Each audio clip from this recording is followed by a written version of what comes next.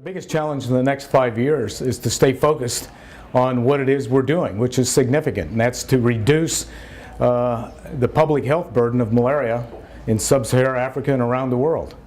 It impacts over 500 million people every year, and if we can eliminate that as a public health threat, it has a ripple effect on economics, development, and it unburdens health systems so the precious health dollars can be applied to other diseases.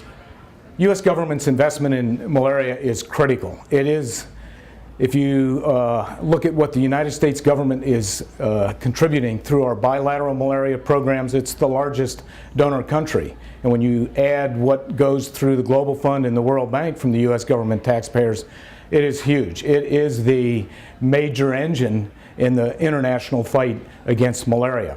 The real challenge as we look at the support that we've gotten from Congress on behalf of the American people in fighting this disease, and we look at the ongoing challenge of continuing the progress, it means more resources and continued focus. So the near-term focus is to continue to get the funding needed to close the gap on this devastating impact that malaria has around the world. The impact and successes against malaria is huge. You can measure it in many, many specific ways. We're seeing prevalence of malaria drop by over 50% in 40 to 50 countries.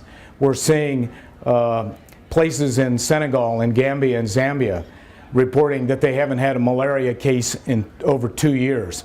That is huge. But when you apply it to the International Millennium Development Goals, malaria touches on 5 of them. Maternal health, child survival, reduction of infectious diseases, but also when you fight malaria, it keeps people in school, so it affects the education goals, and then more importantly, by taking on effective malaria programs, it frees up discretionary income and tackles the poverty elimination goal.